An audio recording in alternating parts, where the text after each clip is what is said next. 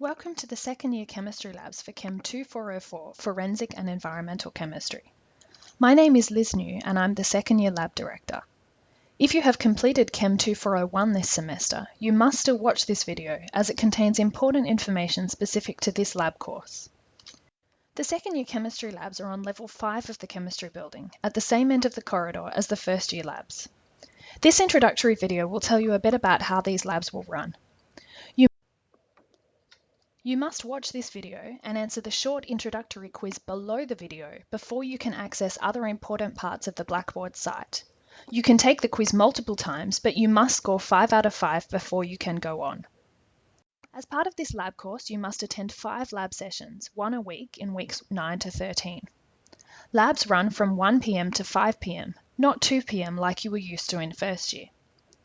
You will be rotating through 5 different experiments in this lab course. You will receive an email in week 8 telling you which experiment you will perform in week 9.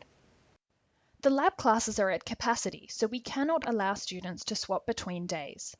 It is therefore essential that you attend the day for which you have been timetabled. If you absolutely must swap lab days for 1 week, you must contact me at least a week in advance to organise this swap. If you just turn up to the lab, you won't be allowed in. Make sure you familiarise yourself with the lab program folder on Blackboard, as it contains all the essential information for this course. Check the frequently asked questions regularly for updates. All chemical safety data sheets can be found in the safety information folder. And in the pre-work folder, you will find the pre-work quizzes which must be completed before each lab. This year, you are expected to be able to use ChemSketch or a similar structure drawing program, and Excel or a similar graphing program. Information about these can be found in the training folder, which contains a link to the video tutorial on ChemSketch and the enrolment page for the Excel learning site. You should try to do this training as soon as you can. The first thing you must do, as soon as possible, is to pick up a lab manual from the Level 5 service room. Please read through this thoroughly as it contains all the information you need about these labs. Before you come to class each week, you must complete the online pre-work for the experiment you'll be doing. This is a very easy quiz, just 5 questions, and many of the answers can be found in the lab manual. The pre-work is essential. It's designed to make sure that you have read the lab before you come, and that you've covered any safety issues. If you haven't done the pre-work, you won't be allowed into the lab, and you will therefore get a mark of 0 for that week. The pre-work is all in a folder on the Blackboard site, but remember that you won't be able to access it until you have completed the short quiz below this video. In the lab course, you will be completing 5 different experiments that cover different techniques in forensic and environmental chemistry. Depending on the experiment, you will complete practical work individually or in groups of 2 or 3. There are lots of people in the lab to help you. There will be 4 demonstrators and 1 academic supervisor. And Bruce and Carlo in the service room will also be there to help you. Before you start each lab, a demonstrator will give a brief introductory talk. It is therefore essential that you arrive at the lab by 1 p.m. so you don't miss this talk. You must also make sure that you finish in plenty of time to clean up and leave the lab by 5. The lab doors shut and lock at 5:15, so you must be out by then. You must clean up your lab space before you leave and make sure that it looks the same as when you came in. Students the next day will be using the same equipment and glassware as you, so you need to make sure that things are neat and tidy for the next lot of students. If you leave without cleaning up, you may be penalised 10% of your mark. You will be given a lab notebook to use in the lab. You should write down any important data or observations that you make within the lab. If you want to query a mark or ask a question, you must bring your notebook with you so that we can check what you actually did in the lab. If you have completed CHEM2401, then please bring your lab notebook with you that you used for the first 8 weeks, so that you can continue to use the same book. When you first turn up to the lab, you will be given a yellow card. This yellow card will show your individual timetable, which experiments you will do in which weeks. It will also allow you to be issued with kits from the service room for each experiment. You must paste this into the front cover of your lab notebook. When you first come into the lab, you must also complete the safety map within the lab manual. This must be completed to identify all safety aspects of the lab. This will be signed on your yellow card by a demonstrator before you can start work. If you have completed CHEM2404 and you are reusing your lab book which already has your signed blue card in it, then you do not need to redo the safety map.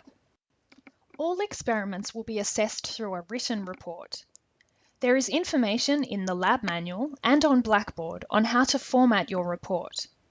Reports will be due at midnight 1 week after you complete the lab.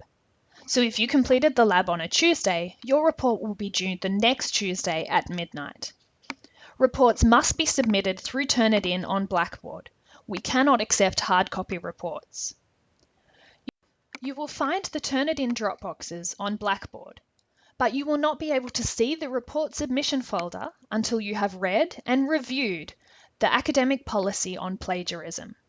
Once you have marked this as reviewed, the report submission folder will appear. Inside this folder will be the drop boxes to allow you to submit your reports to Turnitin. This is what a Turnitin Dropbox folder might look like. Make sure you identify which experiment you have done and which day you completed the experiment so that you submit your report into the correct folder. Reports which are submitted into incorrect folders may incur a penalty. Before you submit the report, you can view the marking rubric. Here is what the submission folder looks like. Before you submit your report, you can click on this symbol that looks like bricks, and this will show you the marking rubric. You can then submit the report by using this button. Reports will be marked within 1 week of submission and will be returned to you so that you can see the feedback before you need to submit the next report. You can go back to your submission to see marks breakdown and feedback for each report. Make sure you do this as the markers spend time giving you detailed feedback on what you can improve. Even for experiments which you complete in groups of 2 or 3, you must submit individual reports. We take plagiarism very seriously in this course, and we expect you, even if you have the same results, to submit your own discussion on your experiments. It is essential that you consider safety when working in the laboratory. You must be wearing closed shoes, safety glasses, a lab coat, and have long hair tied back. Whenever you step out of the lab, even if it's just to go to the toilet, you must take off your lab coat. You are not allowed to wear a lab coat anywhere in the common areas of the building. As usual, there should be no eating or drinking in the laboratory, and you are not to talk on your mobile phone or even text while you are in the lab. If you absolutely must take a call, then please step outside the lab. One aspect of safety is that we need to keep track of who is in the lab at all times. We are doing this by having a sign-in, sign-out computer where you can scan your student cards each time you walk in or out of the lab. You must do this even if you're just going outside quickly. The computer will record your attendance at the lab, but we will not record any other information. We're only collecting this information for safety. If you don't have your student card with you, you can type in your SID. So don't forget to complete the quiz below this video. Pick up a lab manual as soon as you can from the Level 5 service room, and do the pre-work for the experiment you will be completing in Week 9 before you come to class. And we look forward to seeing you in the second year labs in Week 9.